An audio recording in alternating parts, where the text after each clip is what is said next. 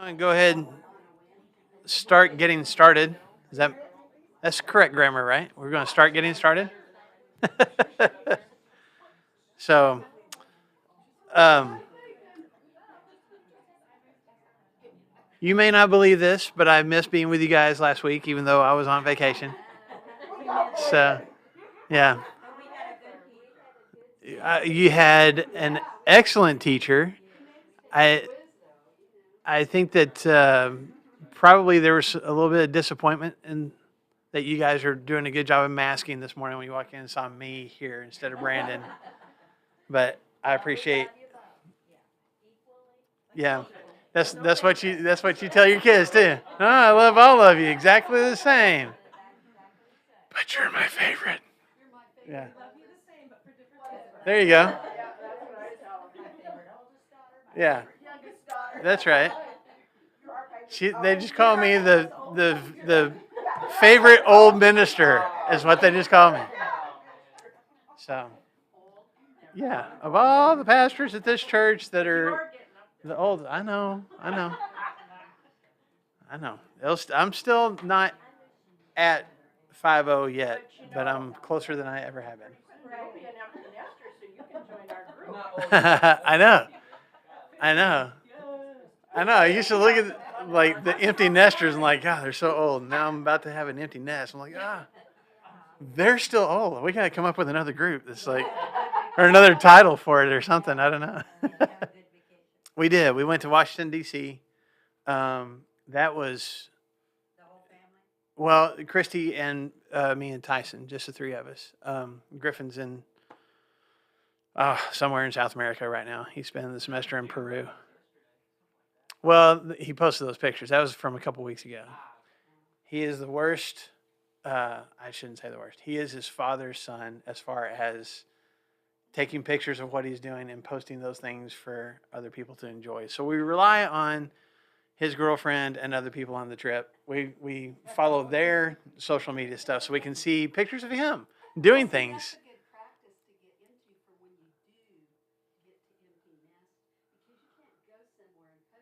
Right.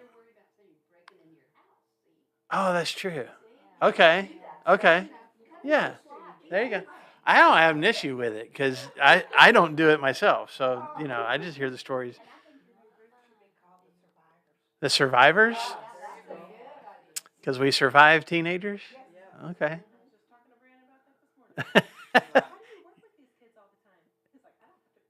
I was going to say, he just gets them for a few hours a week, man. That's how he does it.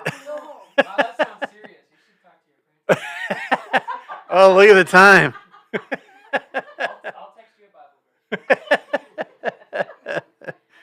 Yeah. Anyway, yeah.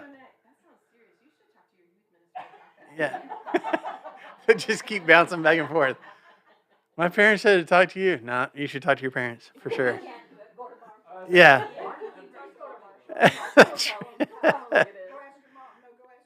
Yeah. But yeah, we spent the week in Washington D.C. We had taken the boys back in 2011, and Tyson was 7, getting ready to turn 8 on that trip. And for all three of our boys, when it's their senior year, we let them pick the spring break trip, whoever's the senior that year. So, some months back, he was, talking about wanting to go to Washington, D.C. And we're like, well, we've been. He's like, yeah, I don't remember it. And so we pulled out the photo album. We're like, you remember this? Remember this? He's like, no. Like, I see my picture in front of that. I don't have any recollection. So it was a brand new trip for him. But it was really cool. The first day that we were there was the prettiest day. And we rented some bicycles and just did all the outdoor statues and monuments and all that. Spent the day just riding around, which was really cool. And then, just the other stuff. The things that we didn't get to do was there still don't have the White House tours or the Capitol tours because of COVID. So, but we found out while we were there they're opening the White House back up in April, but that didn't help us. So, anyway. But everything else, like we went to like 4 different Smithsonians. We did.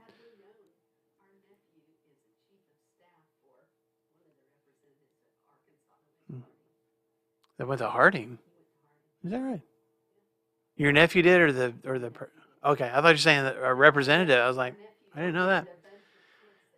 Yeah. So Representative Womack used to be the mayor of Rogers. So I've been in touch because that's how you got to get tickets to go to the White House and stuff. So I've been in touch. But then my cousin has a daughter who is in the Secret Service. My cousin's husband was in the Secret Service, and now their daughter is in the Secret Service. And so, we texted back and forth, but pretty much like everything we're going to do, I'd already gotten all of our plans. There wasn't a whole lot. She's like, well, you got it. Like there wasn't anything else for her to get for us. So she texted once and was like, because she didn't know that we were coming until like the week before. But, because the day that the day we did the bike ride on Monday, President Biden was having a meeting with a bunch of CEOs across the country, I guess, about what's going on in Ukraine. Whatever, I don't know. That's just what his itinerary said. Huh? I don't know. I don't know who else invited. I just know that was what. But anyway, so we're riding our bikes back because they're due at a certain time. Like we spent all day riding our bikes around. We're coming back, and like street is completely blocked off. We can't get to where our bikes are supposed to go. And so finally, there's police officers or Secret Service, all this kind of stuff. And so we're like, we need to get there, just to turn these in. So they let us through the barricades. And so we go in and turn our bikes, and they're like, hey, man, it's exciting times around here. I'm like, really? Like, yeah, Joe's on his way. I'm like, Joe? They're like, Biden. I'm like, Joe Biden. I'm sorry. There's lots of different Joes. I'm sorry. Yes, Joe. And he was coming to the building next door to where we turned the bikes in. So we turned them in, and then we had to, walk. They did not let us stay there in the store. Like we had to go beyond the barricades. Anyway, we got pictures, maybe a video on Christy's phone of the presidential limos coming in, but you couldn't get like close at all. So I'm saying all that to say, then my cousin's daughter, so I guess that would be my second cousin. She, when we were texting about, possibly seeing each other during the week, her schedule was full too. But she was like, I was trying to see, because I guess he left later on in the week, flew somewhere. I don't know. I don't keep up with, huh? Okay. I'm sure he did. I don't know. She was saying, yeah, okay, he went to Poland. So he went somewhere on the big plane. She was saying she was going to try to get us to Andrews Air Force Base where he takes off from, just so we could see that whole process. But she's like, you gotta. It was too close to the time. Like you had to. There's probably background checks that we would have had to gone through and all that kind of stuff. So anyway, we didn't get to see Joe, but we saw his car. So okay. Your husband's great-great-grandfather. Colonel Sheridan rode Winchester, and that was his horse. And it's in the Smithsonian, and I've got pictures of it. Wait, your great-great-grandfather's horse? It's in the Smithsonian with the saddle and everything on it. Is that right? I've got pictures on my phone. Oh, wow. But he sold it to the Army. It's still there. Yeah, that's a really old horse. Doesn't run nearly as fast as he used to. But he said it was the horse he had, and when they came through, he sold it to the Army, and that was Winchester, that Colonel Sheridan rode. That Colonel Sheridan rode. Wow. So we made the Smithsonian. There you go. That is cool. Sure. So, welcome everyone. Anyway, that was a long way to come back to. We had a good trip. We were glad to be home. So thank you for letting us be gone, and thank you for letting me. Yeah, well, kind of, because there wasn't I was kind of expecting like some kind of group text like, "Hey, Marshall, Brandon's going to do this from now on," and so that didn't come. So I'm feeling good that maybe there's still some hope. Thank you. That's a good way to put it, Marilyn. Thank you. I missed it last week, so how many verses did you get through? Did you beat? You did 4. He told me exactly what I needed to do. I said, here's the paragraph. It's these 4 verses. And he had high hopes for me too. He's like, man, you can like go to the end of the chapter if you want. And I was like, yeah, we'll see. And then whenever I was working through those 4, I was like, not even close. Well, you spent a lot of time on that quiz. Yeah. But that was fun. Yeah, it was. And only some of us failed, right? Did you ever do the code word? Did Marshall ever give you the code word? Yep. That's supposed to happen today. I don't even know what we're talking about. There's a quiz and a code word. I don't.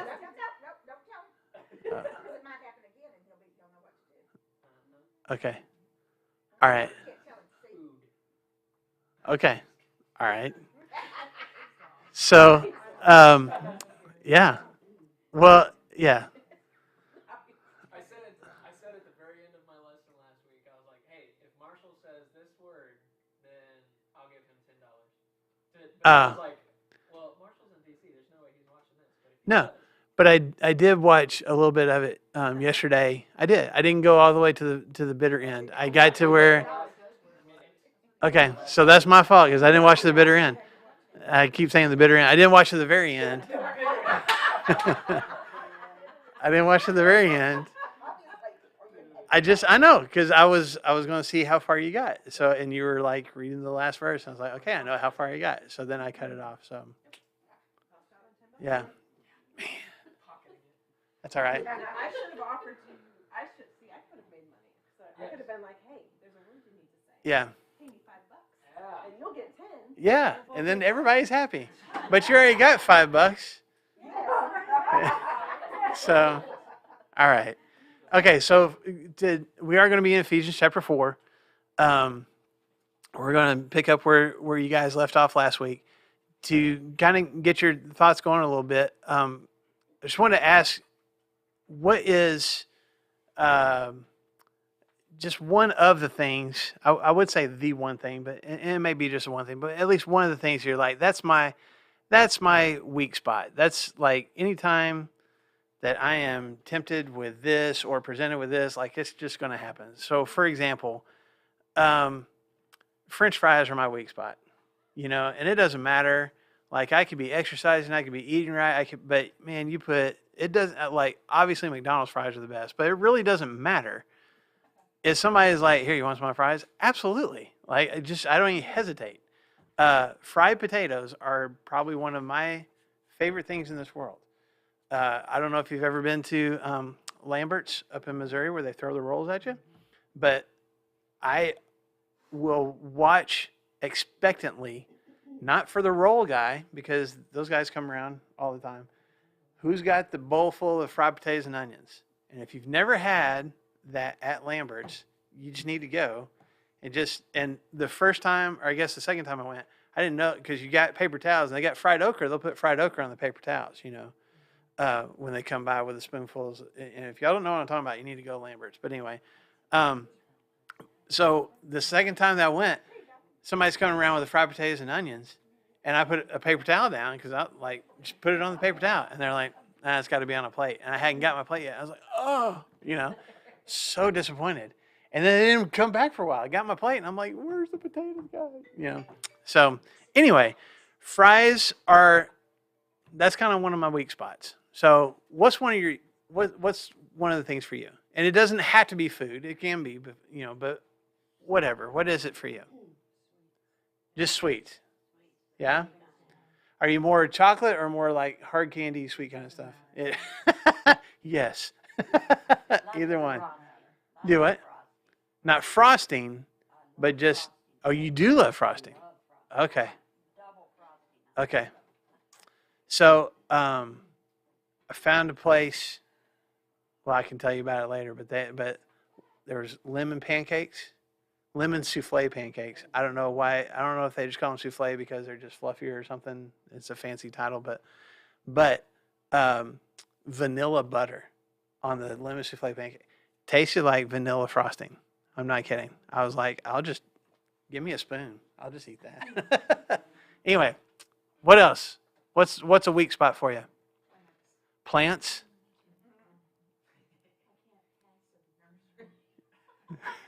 You have to make sure not to drive by a nursery, so you want, yeah.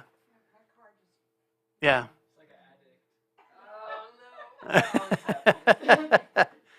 So, but is it certain plants or just any like? Oh, I think this will look good. And perennials. Okay. Okay. So I remember Jackie Chestnut and I used to have a joke about his wife Mackie that she like would be just walking through her yard and there'd just be like, oh, there's an empty spot, and head to Home Depot and buy a whole bunch of plants. So that's how you are as well. Okay, is that the way you are, Tracy? Yeah.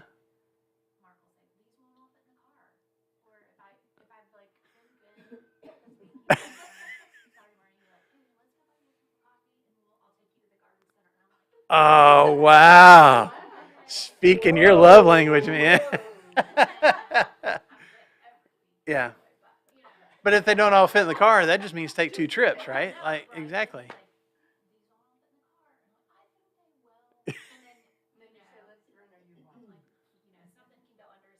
Yeah. Are you like holding them? Yeah. Yeah. Okay. Anybody else? What? What?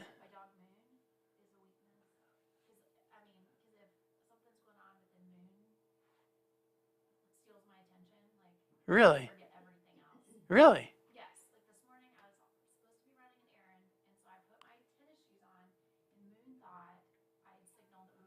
Going for a walk, yeah.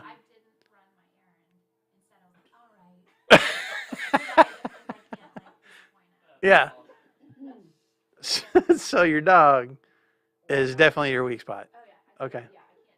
Yeah. That's so funny. So the errand still needs to be run. But the dog is taken care of. Yeah. How funny. My other weakness is pulling weeds. I can't walk past a weed. And it's so embarrassing to be in someone's yard. She pulls other people's weeds.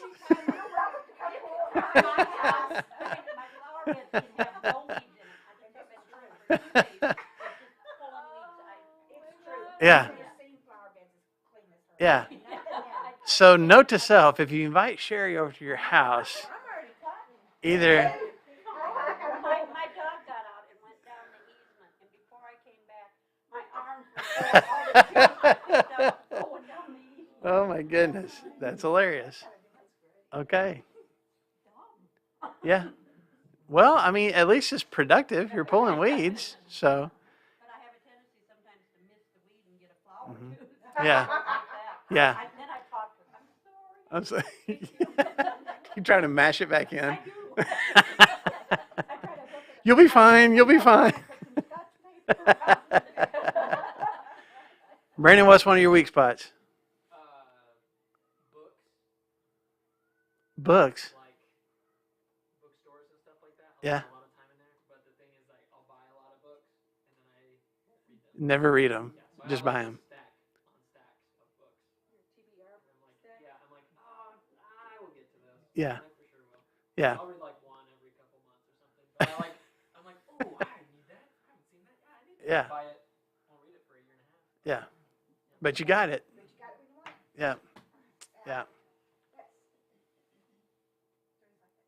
We have a whole library room with the shelves go almost to the ceiling, not quite, filled with books, and he still buys more books. Mm-hmm. And I'm just like, please. That's not a problem for me because I don't like to read. So it works. I know. Imagine being married to someone in education and you don't like to read, but we make it work. So, okay. Now the reason, and I don't know if how many people we have watching online. You're welcome to put in the comments what your weak spot is. I would love to read some of those. And I would guess that some of us, if we put our minds to it, we could probably come up with a whole list like this. It's this or it's this or But there's other things that like plants, not a weak spot for me. Like I don't even think about it. Now I like to keep my yard like mowed, but I don't even think about planting anything. Matter of fact, we pulled out when we moved into our house. We pulled out almost all of the landscaping because it was just kind of chaotic, and and Christy now is looking at it like it's springtime now. She's like, we need to put some. She's talking about different plants to put in our flower beds, and I'm like, but it's nice. There's just mulch there, and it's just empty, and it's great, and it's so low maintenance, and it is, man. There's so yeah. Anyway, so plants is not one of mine. Broccoli, hate it. It's a vile weed, as Newman said on Seinfeld one time. So that's never been a problem for me. So well, we don't have to take the time to do that, but there's some things that other people would say, this is a weak spot of mine that you're like, not a big issue for me. And I bring that up because of what we're about to read in Ephesians chapter 4, because I've told you guys there's going to be a point in this letter where Paul gets really practical, and this is where it starts. Okay, so this whole build up for the first half or more of his letter to the Ephesians has been addressing this divisiveness. You guys are divided. You're not getting along. It's Jew Gentile. It's people who probably grew up in Ephesus and people who've moved in. There's some male-female issues. There's just all these different things that are being divided over. But the Jewish-Gentile thing seems to be one of the biggest. And Paul has been attacking that this whole time, going, you're all on the same team. We're all part of the same body. We all are sinners and we need a Savior. We're all gifted with all sorts of different gifts. And maybe some gifts you might think are better than others, but it doesn't matter because God's given us all something to do to be a blessing to his kingdom, to be a blessing in this world. So, and even what you guys looked at last week with Brandon, when he's talking about the old self and the new self, we all had an old self. We have all, hopefully, put that old self to death and are now living this new self. It's all about unity. It's all about togetherness, okay? But now, Paul says, or he's going to start on this lengthy, I guess, list of, now here's what this looks like, okay? Here's the whole reason why we're all one. Let's just recognize we're all one. We're all the same. Now, how does that look on a practical basis, on a daily basis? Does that make sense? Which is why the first word in Ephesians chapter 4 and verse 25 is what? Therefore, okay? And I don't think he's just talking about the old self and new self that you guys talked about last week. I think that's part of it. You were this old person that's been put to death. You're this new person. Therefore, here's what that needs to look like as a new person. I think he's reaching all the way back to everything that he's discussed to this point. Because we're unified, because we're sinners who need a Savior, because we're all a part of this body. Therefore, here's what you practically need to do on a regular basis. Okay? All right, so let's look at what he says. I'm going to start in verse 25. Therefore, each of you must put off falsehood and speak truthfully to his neighbor, for we are all members of one body. In your anger, do not sin. Do not let the sun go down while you are still angry, and do not give the devil a foothold. He who has been stealing must steal no longer, but must work, doing something useful with his own hands, that he may have something to share with those in need. Do not let any unwholesome talk come out of your mouths, but only what is helpful for building others up according to their needs, that it may benefit those who listen. And do not grieve the Holy Spirit of God, with whom you were sealed for the day of redemption. Get rid of all bitterness, rage and anger, brawling and slander, along with every form of malice. Be kind and compassionate to one another, forgiving each other, just as in Christ God forgave you. We're going to keep going into chapter 5. Be imitators of God, therefore, as dearly loved children, and live a life of love, just as Christ loved us, and gave himself up for us as a fragrant offering and sacrifice to God. But among you, there must not even be a hint of sexual immorality or any kind of impurity or of greed, because these are improper for God's holy people. Nor should there be obscenity, foolish talk, coarse joking, which are out of place, but rather thanksgiving. For this you can be sure, no immoral, impure, or greedy person, such a man as an idolater, has any inheritance in the kingdom of Christ and of God. Let no one deceive you with empty words, for because of such things God's wrath comes on those who are disobedient. Therefore, do not be partners with them. We'll stop right there for now. So, kind of a long list of, these different things. And it might even remind you a little bit of, a few months ago when we were going through the Ten Commandments together. We were talking about these different commands that God had for his people and like how those still have practical use for us nowadays. You looked at his list that Paul talks about here, and you can even trace some of those things back to the original 10, the Big 10, you know. So when you look through what we just read, I went all the way through verse 6 of chapter 5.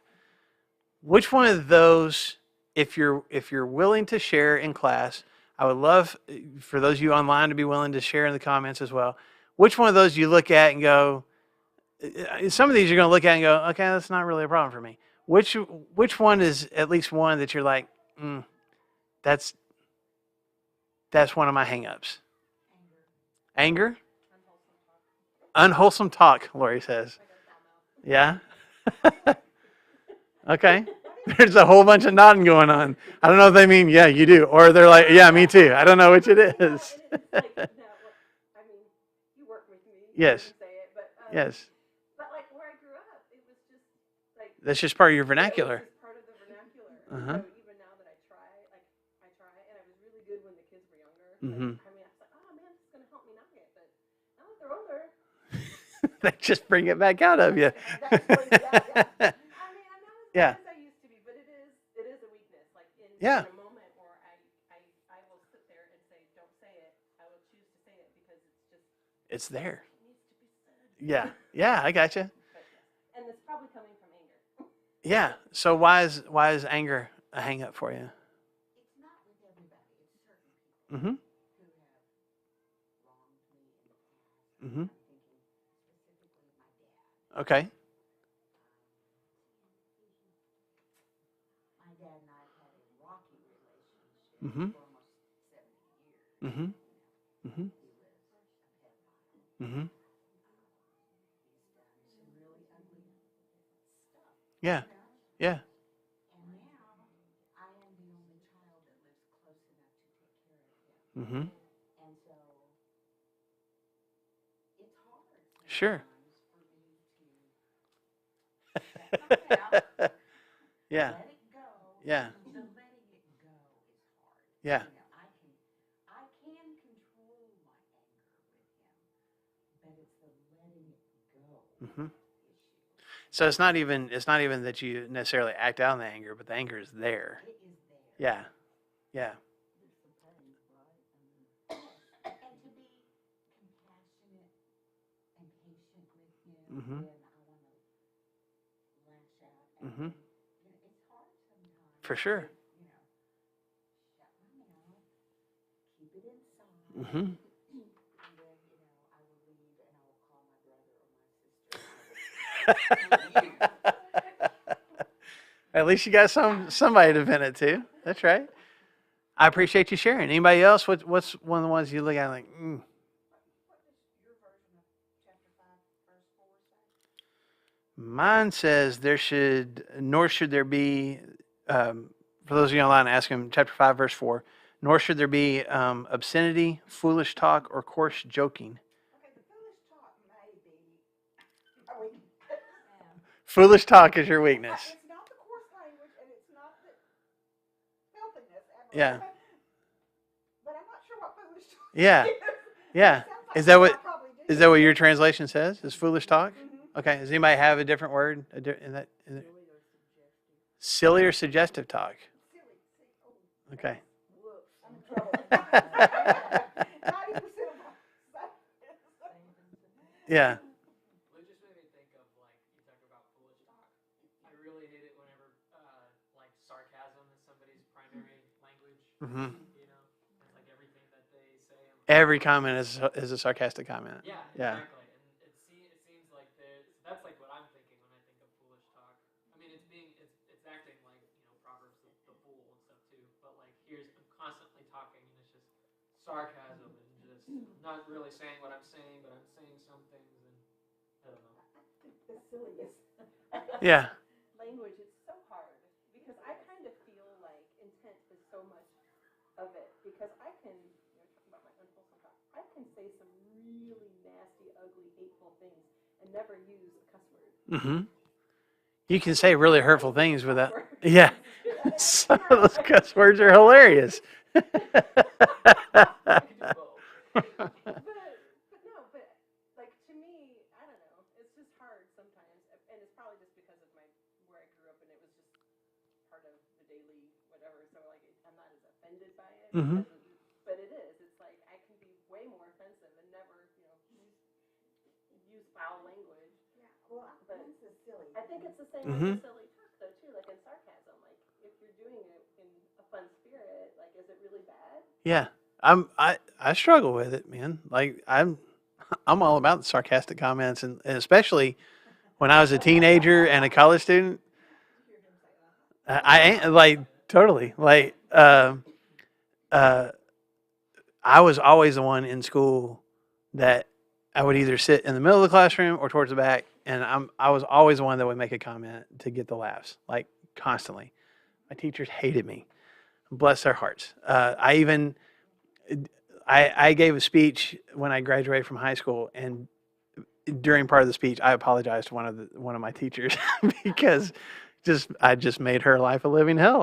I don't know why she came every day, because we were so bad, and not like we weren't vandalizing things, but just she just wanted to teach, and we we kept making her job so hard with our own jokes and our own just stupidity. I haven't completely outgrown that, so I'm with you. You know, that's that might be a tough one. Right. See, we're really smart because we think of the clever things to say. That's what it is. That's what it is. Thank you, Janet. Dry humor. That sounds a whole lot better. I just have a dry sense of humor. Yeah, that's right. And then the really bad thing about that is we've got a really close friend, not in proximity, but that we've known for many years, who has Alzheimer's that Mhm. is starting into, and we went on a trip with them, and Ken used some of the verbal dry humor with him, and he was like, now what does that mean? And I got Ken home and I said, Stop saying those things. Yeah. you can't do that all the Mhm. time Mhm. without being hurtful. Yeah. Oh yeah. Not that I'm perfect, but I mean, there's things you do sometimes and you just don't think about them. Oh man, that's the story of my life. There's the movie. I mean, the more sports movies that keep getting made, this movie keeps dropping down on the list of when people say the greatest sports movies ever made. And my boys enjoy finding those lists and like pointing out how low this has gotten. And I'm just like, I immediately dismiss this list. Anyway, the movie Hoosiers. If you've never seen Hoosiers, basketball team back in the 50s. But there's one scene in it where the coach had been a college coach, and he got banned from college coaching anymore because he had punched one of his players. And he's addressing it in the movie. He's talking about it, and he says, there's times where I replay it in my mind, and I feel like I can almost stop my fist from punching that kid. And I resonate with just that one scene in the movie because there's so many things that I look back at in my own life, and like it's almost like if I had a pause button, I could just because I know it's coming. I know what I'm replaying it in my mind. Those words coming out of my mouth or that action I'm about to take, and like if I didn't do that, I can almost stop it, but it happened. So even just the regret of mistakes in the past. As I read through this list and I think about, I've done that. I've done that. I've done that. As I go through this whole list, I've done all these in some form or fashion.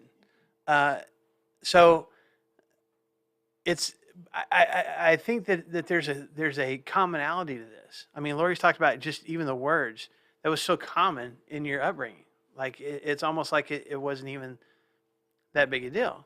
When we look through this list, there's things that Paul is addressing here that there would be some of these Ephesians going, I didn't even know that was a problem because it was so commonplace, from this old self that they used to be. But now we're this new self. Therefore, here's what you need to do different, okay? So let's go through these. We won't drag this out real long, but I want to go through them in a little bit more detail. The first one, in verse 25, Paul says we need to do what? Put off falsehood, okay? So when you think of falsehood, what is, and maybe you have a different word depending on the translation that you're using besides falsehood. What does that mean? What does that conjure up in your mind? Lying? Okay, some of your versions say lying, and that's really what it is. It's being fake. I looked through some Greek dictionaries, and one particular scholar said that this is it's portraying whatever it is not what it professes to be. So I'm saying something or I'm portraying something about myself, but that's not actually the way it is. Obviously, that's lying, but I'm just saying it's a bigger thing than just telling a lie. When he says put off falsehood, it is don't be fake. Don't pretend to be something that you're not. Don't try to present yourself as something that you're not. Okay, which is why I think he carries on the thought: put off falsehood and instead do what? Speak truthfully. And if you've been a part of Flagstone for a while, if you've heard very many of my sermons, you've probably heard me quote this verse multiple times. Because I refer to it often for my own self, but also in sermons and stuff, because it's not, when I read these English words, speak truthfully, I feel like, well, that's like, being in a court of law and I'm going to speak the truth, the whole truth, and nothing but the truth, so help me God. It's not just, this truthfully is not just about stating facts. It's not just about stating something that is, verbally saying something that is true, even though he says speak truthfully. It's about being genuine. It's about not being fake. It's about, this Greek word has to do with sincerity and genuineness. Be real, be honest, which goes along with the falsehood thing, right? Don't portray yourself to be something that you're not. Be real and be genuine. Now, why do you think that's something that he would need to address with this church? Okay, because they weren't being, right? That seems really simple. Yeah, because they weren't being real. They weren't being honest. Go ahead. I was just going to say, think about how many times we've had lessons about, okay, you're hurting over something, and somebody says, how are you? Oh, I'm fine. Mm-hmm. Haven't we just said a falsehood? And, it says right there, we're all one body. Mm-hmm. And so I know somebody doesn't want, when they ask you, how are you? They don't want to stand there and listen to your spiel for 10 minutes or whatever. Because sometimes, they can get pretty... For sure. But why do we do that? Why do we do that? Why do, especially at church, why do we feel like we don't want to be completely genuine and open with each other?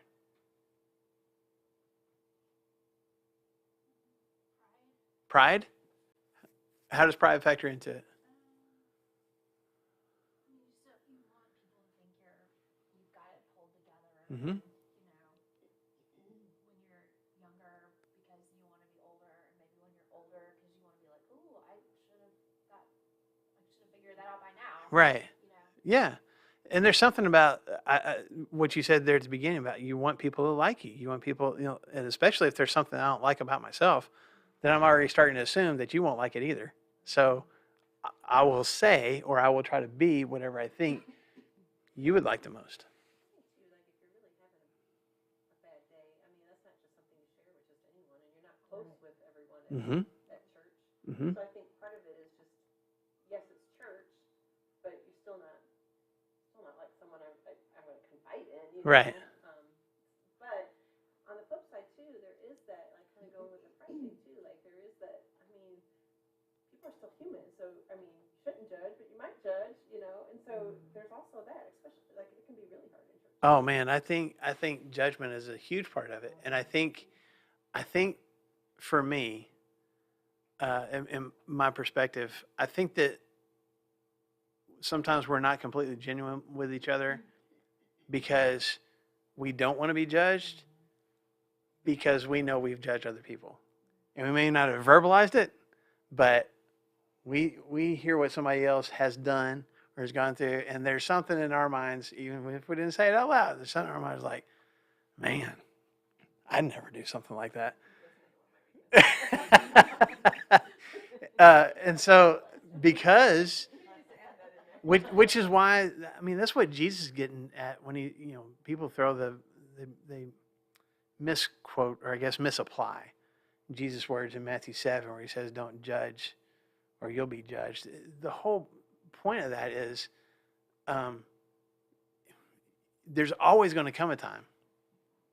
I know you shouldn't use words like always, but probably going to come a time when whatever negative feelings and negative view you've had of somebody else because of their actions or because of their skin color or because of whatever it is, at some point, somebody's going to feel that way about you. Or you're going to do something that you would have been critical of in somebody else. And so I think that enters into it as well. Like, I don't necessarily want to tell people all the things that I might be struggling with, not even like health stuff, but spiritual stuff and morals and values kind of things, because I know how I've thought about other people, and I don't want other people to think that about me, without ever even giving them the chance to be loving and forgiving and helpful. Yes, ma'am. Well, I was just going to say, too, I think there's like this, I don't know, like this kind of thought process that to be a good Christian, you have to be a good Christian. Right. Like, you can't have those struggles, and You can't have flaws. You have to be perfection.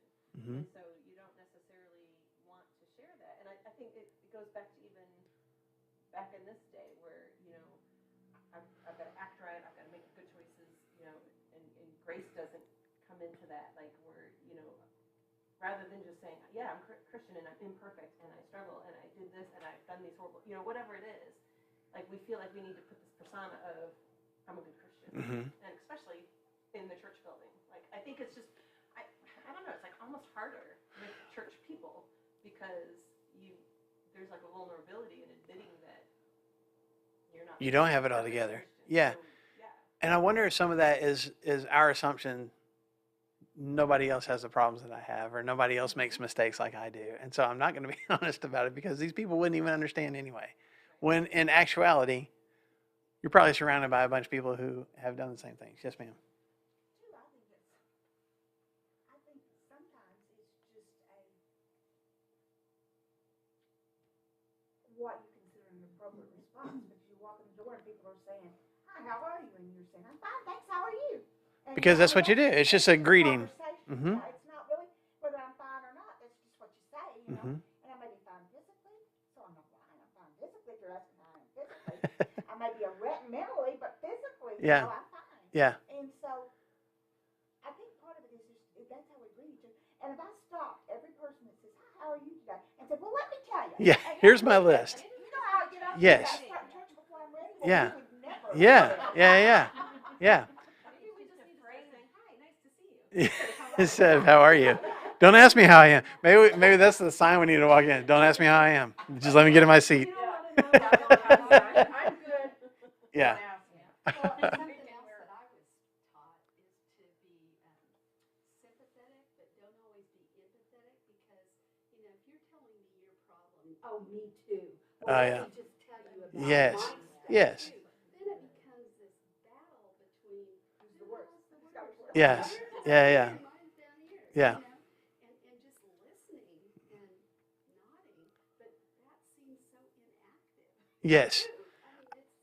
Sometimes that can help you feel like you're relating to them. Like, I feel you. It's not Mhm. about a battle of. It's just like I get it. I get you. But then they're going, no, you don't. Yeah. Yeah. You've never had Yeah. this bad. Yeah. See, just think about. I mean, we're just going through the first one here. There's so much. No. I know, and this is one of the ones to me that I'll be honest with you, I struggle with this. I don't think that Paul is saying you need to walk into the doors of the assembly every time they're together and just air all of your dirty laundry. I don't think that's what he's getting at. But I think the principle is you need to have somebody in your life, maybe several people, that you can be genuine with. Even if it's not the whole group, I've got this group inside the whole group that I know I can be real with. And I think the bigger issue is if I don't have that, that needs to change. There needs to be somebody, preferably multiple somebodies, that I can let my guard down, that I can be real and honest with. And of all places that I should be able to find those people, it should be the church. It should be people who are just as mistake-filled, maybe different mistakes, but just as mistake-filled as I am. And we're just trying to live this life as this new self together. And I think that sometimes the world looks at Christians that we are perfect Mm-hmm. and that we are immune to any problem. Or that we see ourselves that way, at least. Yeah. Mhm. And it's like you start opening up to somebody that's not a Christian about whatever the struggle is, and they're like, "Oh, and you're Mhm. a Christian, that shouldn't happen to you." Yeah, it does. Yeah, it does. It happens to everybody. Yeah. You know? Yeah. I think the perspective, basically, of the world is that Christians are supposed to be perfect. Mm-hmm. So it puts a lot of pressure on It does. We got to have that perfection. So, okay. So be real, be genuine. Don't be fake with each other, at least with your fellow church family. What's the next thing he says in verse 26? Okay. In your anger, do not sin, which is a quote from Psalm 4, verse 4. You probably have a footnote for that, which actually, if you go back and look in Psalm verse 4, it doesn't say, in your anger, don't sin. A lot of them will say, tremble and don't sin, or something like that. So the Hebrew word can be translated in multiple ways, and I don't want to get way too deep into this. There's a Greek version of the Old Testament that was around. I mean, it was written before Jesus was around, but you think about Jesus and Paul in this time, they would quote from both the Hebrew and the Septuagint, is what it's called, interchangeably. So the Septuagint, the Greek had translated that psalm, that phrase in Psalms as, in your anger, do not sin. Everybody with me? Okay. So that's when, if you ever look back in Psalm 4, verse 4, like if you turn back right now, it's going to say something different. You're like, wait a second. That's why it looks different. Okay. And so Paul is quoting that here because he uses that Greek word anger. In your anger, do not sin. Now, a couple of things. Does Paul say, do not be angry?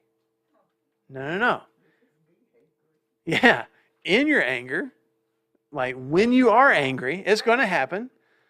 Don't sin, which, I think there's a little bit of relief there. Anger in and of itself is not sinful. Anger is neutral. It is a God-given emotion to deal with something that we don't like or something that's irritating or whatever. Like that's what God gave us to kind of process through that. But don't sin. So what does that look like? What is sin while angry? Sinning while angry, what does that look like? Well, for me, Mm-hmm. recently, I've had to literally step away Mm-hmm. from a relationship and not see that person who is extremely a part of my life. Mm-hmm. Because if I stayed there, what happens with me is like I take it in and I take it in and I take it in, and then I boil over. Yeah. And it just feels like everything they say or everything they do becomes an irritant to me, and then I just Mm-hmm. fire hose them. Mm-hmm. Yeah. So I've had to go. Fire hose them. Say, God, Yeah. I'm stepping back. Yeah. You need to help me with this. Yeah. And I'm not there yet. Yeah. I'm still not there. So obviously, hurtful words, retaliatory kind of words, firing back, can be sinful, huh? Hand gestures can be sinful. Punching, slapping, kicking, those are. I mean, basically, something that hurts the other person, which is so. It seems so foreign to not just society, but just nature. Like, right? For every action, there's an equal and opposite reaction, right? Okay, eye for an eye. So You say something to me, it makes me angry. Well, then the opposite reaction is I'm going to say something to you. You hit me, I'm going to hit you. You hurt someone close to me, I'm going to hurt someone. Like it just seems to make sense. That's how you balance everything out. That's what's fair. Eye for an eye, tooth for a tooth. But that's part of the falsehood too, that we get to the point where we justify that, well, I'm going to help them understand. I'm going to help them see. Yeah. We'll rationalize it for sure. For sure. We talked about that in our connection group on Sunday. We were talking about this kind of issue, and what our lesson was to not just not sin, but like to do something nice for the people who wrong us. Mm-hmm. Like if someone in the car cuts you off in the coffee shop, then you pay for their drink. Whatever it is, and it's just like, but it was funny because Jeremy actually mentioned you, and he's like, well, like Marshall always says, it's never just getting even. It never is. It's always a little plus one. Yeah. Or whatever. But, yeah. But yeah, that's what we were talking about. It's like, not only should we not get even, but we should, you can take control of it back and spread Jesus' light by actually doing something nice for them. Yeah. That's what Lou Holtz, he's Arkansas. Oh, I know who Lou Holtz is. Anyway, he said, I was at one of his speeches one day, and he said, you never get ahead by trying to get even. Mm-hmm. And I don't know, that just, of all the things he said that day, that's the one that stuck with me. Yeah. You don't get ahead by trying to get even. You never get ahead by trying to get even. Put that in the comments. Quoting Lou Holtz, Brandon. So, but you don't. And this, I used to talk about that with teenagers, and then I realized, oh, you know what? Adults do this too. We always say we're going to get even. We never do. We always do a little bit more. What does that cause that person to do? A little bit more. And then it becomes this never-ending cycle. But in anger, you can't think straight. Like, it's just, Right. sometimes it's just, The emotion takes over. So this is what Paul is getting at here. You're going to be angry. You're going to have to figure out, we know there's just physically, there's heart issues and ulcers and everything that come from holding in that anger. So you can't do that, but you got to do it. You got to release that anger and deal with it in a healthy and productive way. Okay, like when you're in your vehicle and the car in front of you is doing 23 and 45, and you're almost like ladies' Bible class, Uh-huh. and you say, maybe I didn't say anything earlier because my mom thought it was wrong to say shoot. You didn't say that. You just didn't say it. Yeah. And very different upbringing. Yeah, that's two different homes there. Totally different homes. There was none of that stuff. Yeah. Anyway, but I was like, would you just move it? Well, I was perturbed and I was angry maybe with that person, but they didn't know it, so. So does that make it okay? Okay for me to be angry with that person if they don't know it? It didn't hurt them. This, I don't know. I can't, who am I to judge? Can I don't be know. angry and sin not? Maybe I shouldn't say anything. I think, are they hearing it? Do they even know? Then there's probably no harm in it. And It's preventing you from just like rear-ending them and like flashing your lights. yeah. Preventing you from doing Yeah. that or flipping them off. Right. No. I'm saying I know counselors that well, I know one counselor in particular years ago that used to keep boxes of mason jars in his office, and sometimes that was therapy. It was like, hey, let's go break some jars to deal with anger. I am smashing and destroying something, but I'm getting this out, but I'm not hurting anybody in the process. And I think that's what Paul is getting at here. If I don't retaliate, and if we boil it down to its core, anger is the result of somebody hurting us in some way, hurting our feelings, hurting us physically, hurting somebody that we care about, whatever, and it just produces that emotion. So don't injure them back. Don't retaliate, which is why Jesus says, not just pray for your enemies, love your enemies, do something kind for them, bless them. Whole lot easier said than done, but go ahead. I don't think it's necessarily wrong to say something in your heart, but I am thankful for those moments where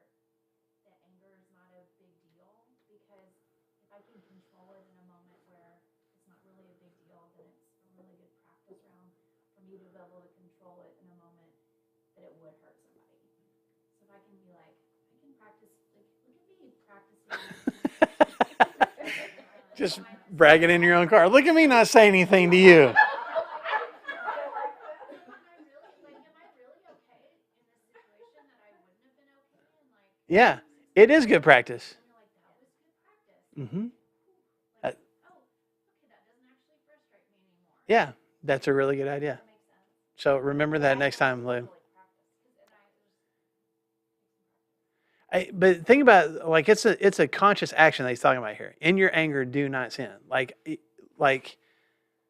hopefully it becomes automatic, but it's not automatic. So be aware that you're angry. It's okay to be angry. It's okay to vent, but don't do that in a sinful way, in a hurtful way. Mm-hmm. So he walks into the temple. We talked about this Sunday. Oh, good deal. Yeah, he walks into the temple. He looks around. He's like, He goes home, does the fig tree thing. Yeah. Then immediately goes back in. He's like, well, not today. Boom. Yeah. He was angry and he stewed on it and stuff too. But it was a righteous anger and not a I am coming to. I mean, yes, he hurt the feelings of those guys, but he's standing up for God and for God's people and the Gentiles that aren't able to worship. So if you went and rear-ended the person, well, that's pretty angry. Yeah. So. But we're just teaching them. Yeah. So the question was, about Jesus, flipping over the tables and scaring people to death with a whip as he's clearing out the temple. Let me see if I can clarify this a little bit more from what Paul is saying here. So there's two different, in verse 26 here, it's actually two different Greek words for anger that Paul uses here. They're connected, they're similar, but they're different, okay? And the first one is when he says, in your anger, do not sin. It's the more common word for anger.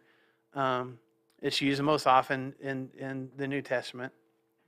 And it can be positive or negative. So I can be angry and do some mean things, or I can be angry and do some good things. To use the term that Brandon mentioned a minute ago, a righteous anger. There is a time and place for me to be upset about something that's happening and be moved to do something that needs to be done. You would see in the Old Testament a lot of times where, they're tearing their clothes, they're pulling their hair out, over something that's happening. And then they take action, like, we're going to change this. And I think that's what's happening in Jesus. Was he angry about what was going on in the temple? Absolutely.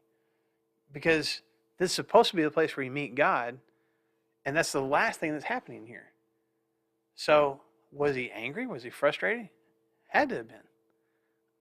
Did he do something about it? Yeah, he got rid of all the things that were keeping you from focusing on God. So even venting our anger can be done in a positive way, and sometimes, I think there's stuff in our world that should make us upset and angry. That should, and should move us to want to do something about it. Again, I think that's what God gave us that emotion for. Now, having said that, let's look at the rest of this verse, and then we're about out of time. So we'll look at the rest of this verse, and then we'll talk about stealing for a minute next week. In your anger, do not sin, and then he goes to his own words. He's not quoting anymore. Do not let the sun go down while you're still angry. Now, when he uses the word angry there, it's a little bit different word.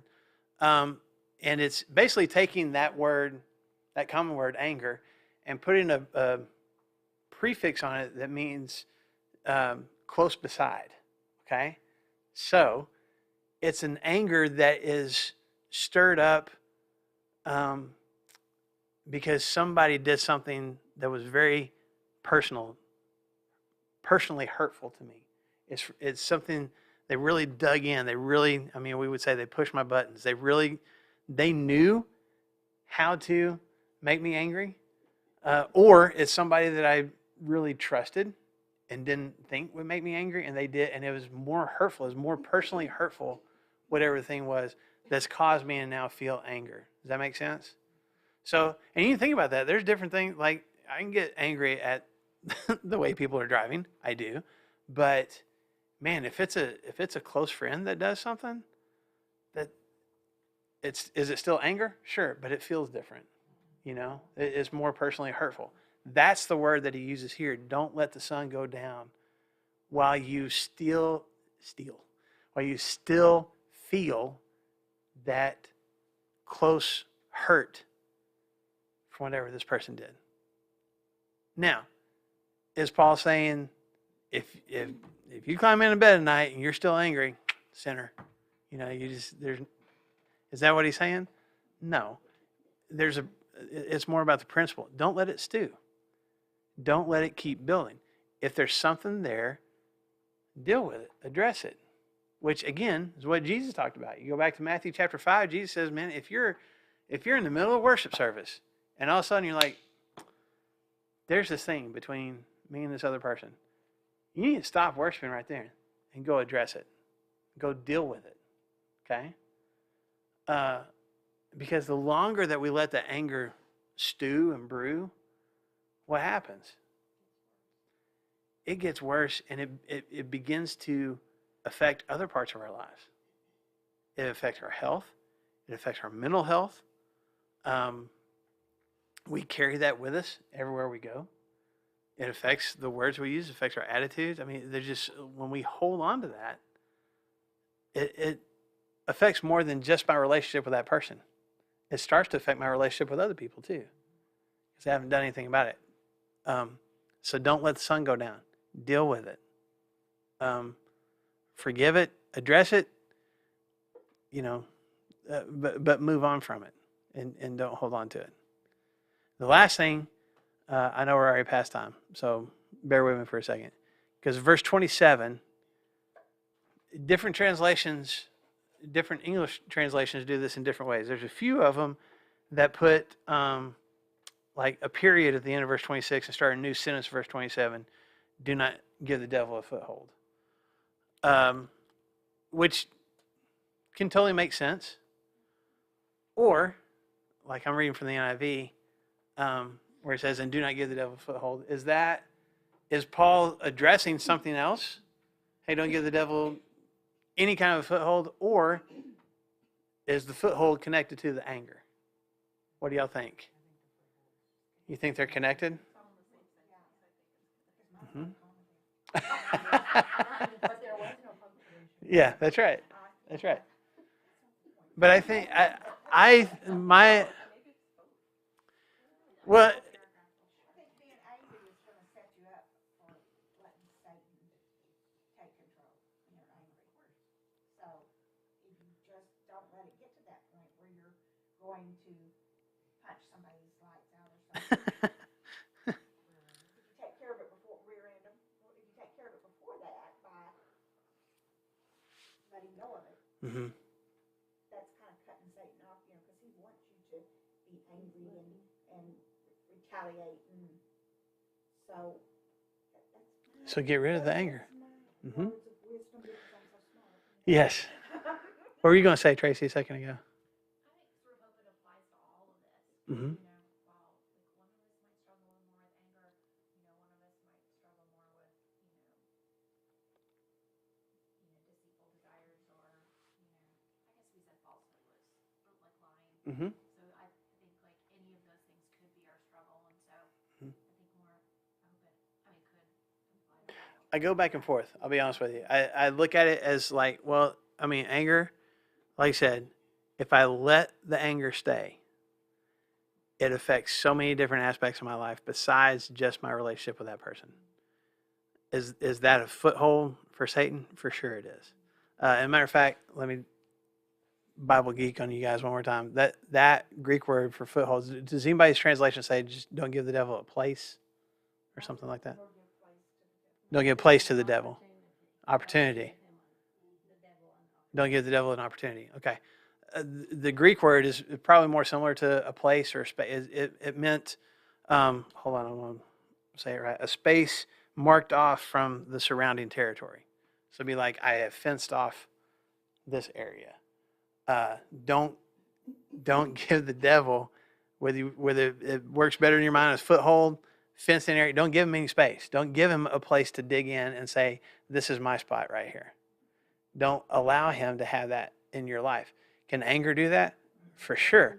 But I'm kind of agreeing with Tracy. Like, so can falsehood. So can some of these other things we're going to talk about. Don't let Satan have that spot. Don't let him have a place where, even if everything else seems to be taken care of, there's this one spot. Yeah. Yeah. Yeah. This is my place.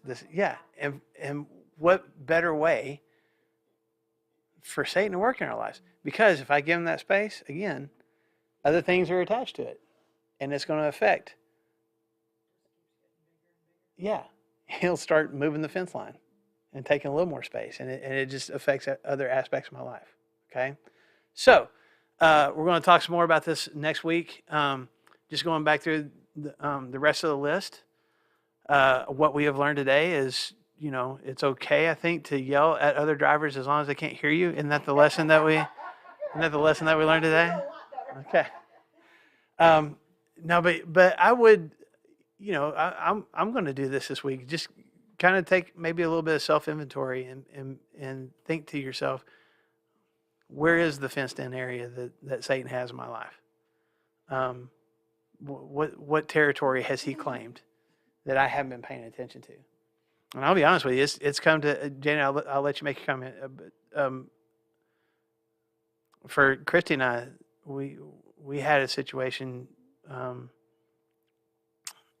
I won't go into details about it, but just a few weeks ago, that caused us to realize how lax we had gotten in just our own prayer life and recognition of what God is or isn't doing in our lives. I know that's really vague, but again, we're out of time. But just recognizing there's this whole spot in our marriage and in our individual lives that we kind of not let die, but just kind of hadn't. You're talking about your gardens and stuff. You just kind of let stuff get overgrown and kind of don't pay attention to. That our eyes have been open to recently. We need to work on that a little bit. I think that's the way Satan works. It's not always this blatant, drug dealer walking up and trying to shoot you with a needle or something. It's subtle. It's always subtle. For sure. And it's in our blind spots, but it's a spot that he digs in. It's this is mine. And once I dig in here, I'll start to infiltrate other places too. We need to be aware of that. What were you going to say, Janet? I cut you off.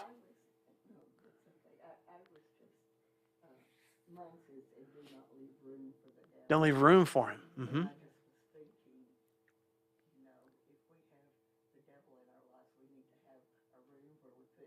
Yeah. Yeah. Lock him out altogether, for sure. No, I think that's a great thought. I like the way that's translated. Don't leave room for him.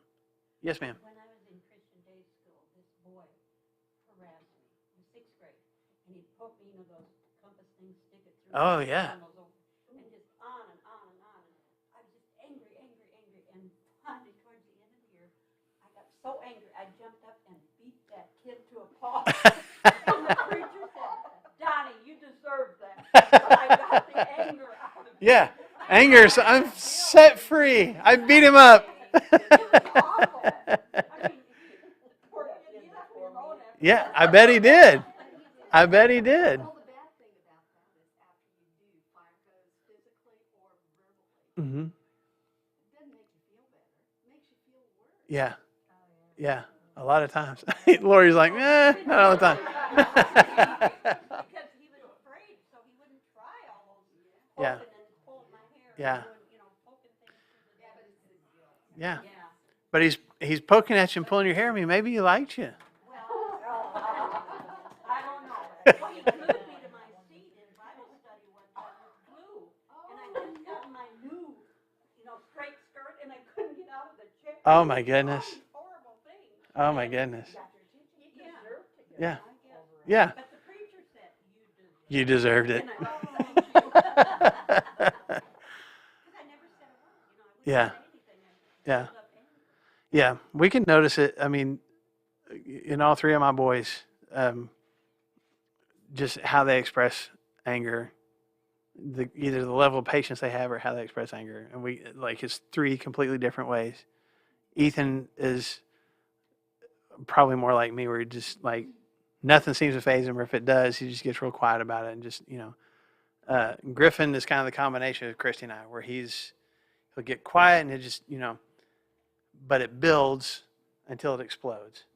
And then Lord help anyone that's on the receiving end of it, because, it's going to be a while. 22, 20, and 18. And then Tyson, my youngest, is like Christy, where it's just, and then it's done. It's real quick flare up, and then he's fine. So could be. I don't know. Yeah, I get really quiet when I'm mad. Yeah. I don't either. But yeah, if I'm really bothered by something, I get real quiet. So anyway, y'all are free to go or keep talking, whatever y'all want to do. Just thank you for your time today. I'm glad to be back with you. We'll do it again next Tuesday.